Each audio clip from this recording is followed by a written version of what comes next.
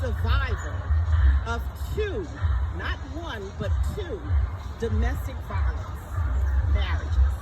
I'm standing here, I shouldn't even be here right now, but with the grace of God, I am here to talk to you all. Okay, my first marriage, on the first month of being married, I moved away from here to New Mexico. And that was my first experience of seeing violence from a man. I was raised in a Christian family, where my dad treated my mom like she was a queen. She was the queen of the house. He even had that on his license plate. You know, she was the queen. Never saw any violence. So all of this was like a shock to me. I spent, in the first year of marriage, I spent a night at a woman's shelter in New Mexico. This was all new to me because in my house, they didn't smoke, they didn't drink, never hit my mom, my dad never used a harsh word to my mom. So how did I get in this? I was like shocked. What did I do? You know, what did I marry? But I'm here today to let you all know that there is hope. You know, whatever you're going through, I was isolated from my family in New Mexico. You know, that's like a distance from here where we live. And I was there alone with someone who I saw was like a stranger, because it wasn't the person that I met, and it wasn't the person that I married, that I thought I married, but it was. You know, some people have things in their closets. So with me being a person, that never understood anything about this, I hadn't even seen it in our neighborhood. No violence, none of that. We just grew up in that type of a neighborhood. Everybody was friendly, everybody knew everybody. So I had to do research on this. I went to AA meetings, I went myself, because, if you can't get the person to go, you go yourself. I checked with psychologists, to find out what am I dealing with. It was like a real shock to me. This is probably Jasmine's first time hearing any of this, because I never talked about it. I remember them coming to me as a kid, they said, "Mom, why you don't say anything about our dad?" I said, because I remember my dad, somebody telling me, if you can't say anything good, don't say nothing. And I didn't want to influence them on how they felt about their father, because I wanted them to know him when he wasn't behaving violently and this and that. But I'm just, like I said, I'm here to let you all know that there's hope. There are different places where you can go and talk, but in my case, I was like isolated, away from everybody. You don't want anybody to know what you're going through until you try to figure out yourself and try to figure out what is this, because as I said, I was shocked. It was like a total shock to me. And then I ended up, and sometimes it's a pattern. My second marriage, that one didn't work, so of course I got out of that because it was just too violent. And then the second marriage, here, I'm meeting somebody, he didn't smoke, he didn't drink, but he was from an abusive family. He saw that in his family, so he was abusive. So I said, oh my goodness, what is this? Why am I getting myself involved in these patterns type of things? It seems like it's following me. And I felt like I could help them. I can go and find out what it's all about and this and that. You can't help someone who doesn't feel that they're broken. You have to help yourself. You got to look at who you are and do something for yourself and find out why you're getting involved in people with these kind of issues. And with me, I felt like, because I'm from this, good family, I can help them, but you can't help everybody.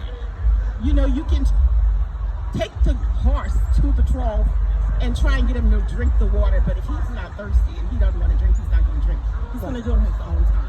Yes. I went to meetings myself, sitting in here with these people saying, oh, who I am and what you're doing. I'm an alcoholic, I'm a drug addict and this and that. But I had done none of this stuff. So I'm like, wow, this is a little bit beyond me.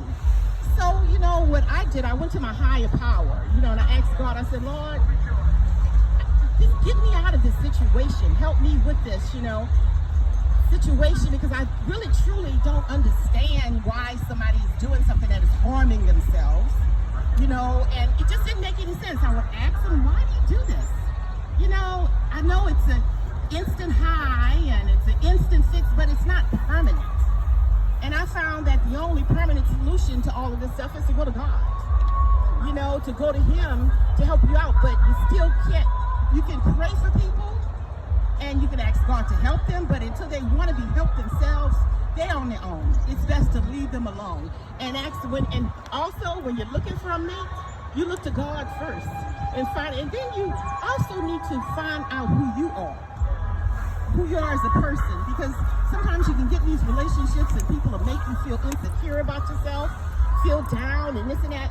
And it was because the grace of God that helped to pull me up from where I was to a level that sometimes I didn't feel like nothing about myself. But I had 2 kids, and I said, Lord, I got to do all of this with my kids. I got to get rid of these situations, these baggages for my children, because I don't want them growing up in a relationship where they think that's normal. So that was because I didn't find it in myself at that time. You know, I have it now, but I didn't have that strength in myself to stop getting in these type of relationships. But I used my kids. I said, I don't have it in me. But I looked at them and I said, I got to do better for my children. So I took a sabbatical away from relationships. And I found myself. I took a sabbatical. You know, you take a sabbatical or do cold turkey. I had to do cold turkey in a relationship, so I found myself. And I found what I do want and what I don't want. Because I knew I wasn't raised in that type of a situation. I wasn't raised where a man was abusing a woman. Never hit my mom. Never looked at her back. If my daddy got mad, he just went out and took a ride. My daddy said, you know what? If I get that angry with your mom, you know, a man, just go hit a tree or something. Go take a ride. He would take a ride, but he always came home. He never spent the night out or anything like that. And so I started thinking about it. I said, you know what? I'm going to find me somebody like my daddy. How he treated my mama. I didn't see any of that kind of stuff, and I couldn't fix those people. You know, because sometimes they don't want to be fixed.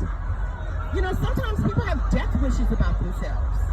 You know, and we cannot, as women, be battered and have a death wish and, oh, I'm going to stick with them, you know, because my mom and my daddy stayed together till they died. One died, the other one died. They never separated.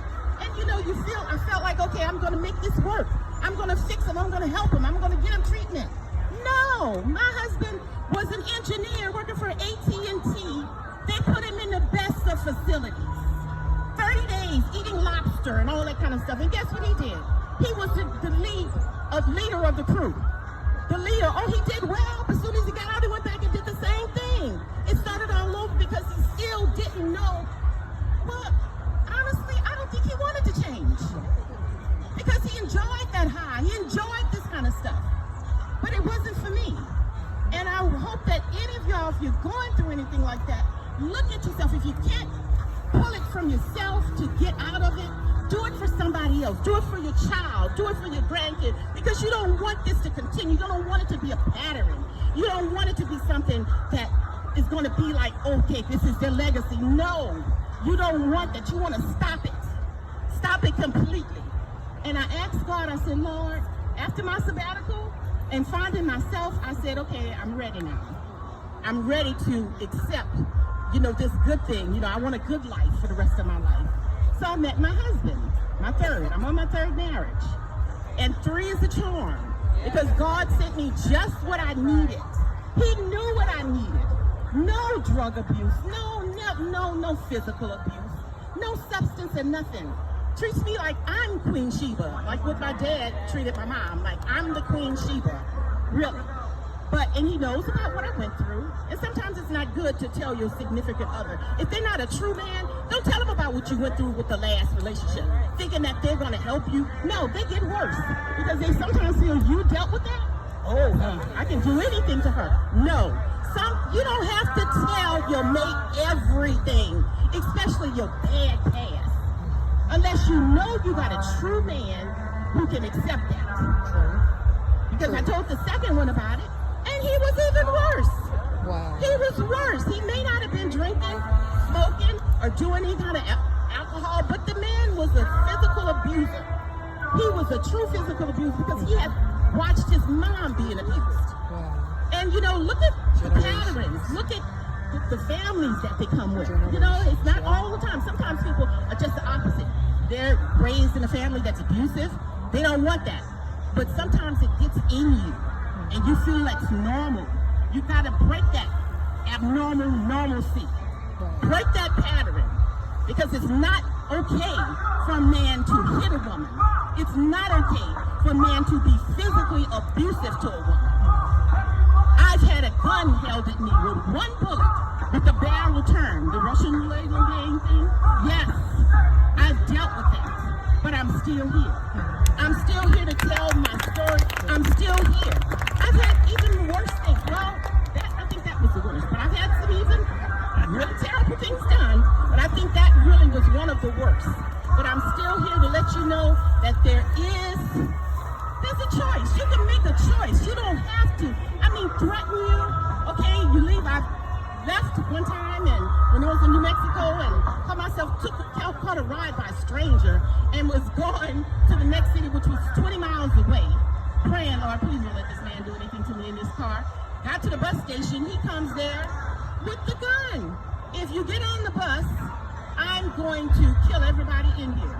So of course I didn't want nobody else involved in my situation because you probably wondering why did she deal with this. So I went back and it only got worse.